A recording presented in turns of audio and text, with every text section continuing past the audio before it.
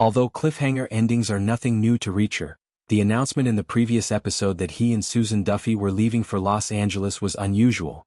Although the trip was exciting, it was only a diversion, and the majority of the episode features former 110th Special Investigator Francis Neagley as a member of the Inner Circle.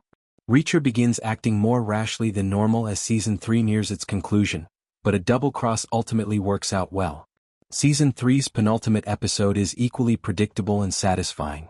By now, viewers are aware that Reacher and one of his allies will engage in some sort of romantic liaison.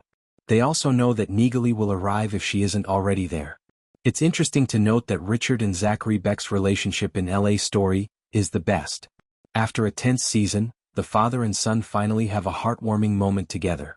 Additionally, the episode provides conclusive evidence that Duffy's missing informant, Teresa Daniel, is still alive. The biggest surprise, though, is that Jack Reacher will have to save the day in front of the appropriate authorities for the first time. At last, Duffy and Guillermo Villanueva informed the ATF that their agent Annette had passed away. They cut them all out of the arrest, of course, which made Reacher act in an unusually stupid way.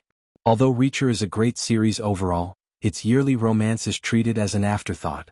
It makes sense that Reacher has feelings for the female characters in the show because they are consistently intelligent, capable, and well-rounded. In the same way, he frequently saves their lives and is by no means ugly.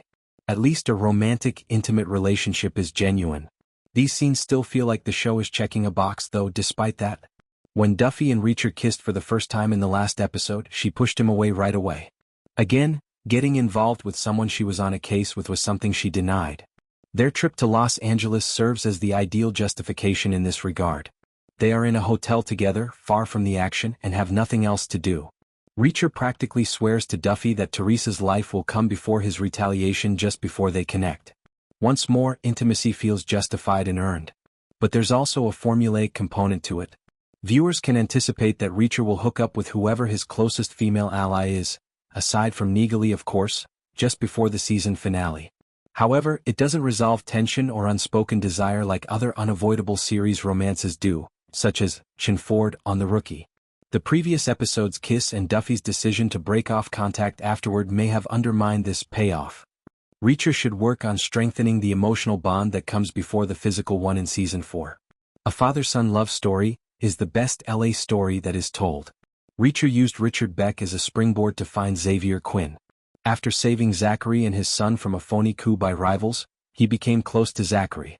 Zachary, however, showed some resentment and even jealousy toward Reacher's intimacy with Richard in the previous episode.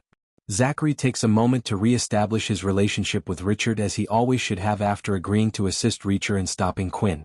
In fact, Richard's mother is still alive in the book that served as the inspiration for the season. Zachary's decision to become a single father is motivated. In addition to increasing Richard's sense of vulnerability and alienation, it also adds a tragic element to their relationship's absence. Even though Zachary's admission that he was intentionally a bad father in order to spare his son pain defies common sense, it is still devastating. Although he is a gun runner, Richard gives him a model of a childhood toy pistol. Despite Zachary's terrible treatment of him, Richard showed empathy and compassion. With the bedlam the Season 3 finale is about to unleash, especially since Quinn's terrorist buyers are headed to the party, this moment was important. Richard got to hear from his father that he's loved and everything he wanted in a son.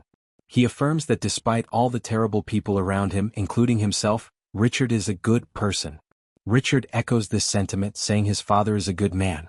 This is not true, but at least once he told Neagley he'd help Reacher, Zachary started trying to be one. Sometimes that's all it takes. Before heading off to LA, Duffy takes Reacher to see Mrs. Daniel, Teresa's grandmother.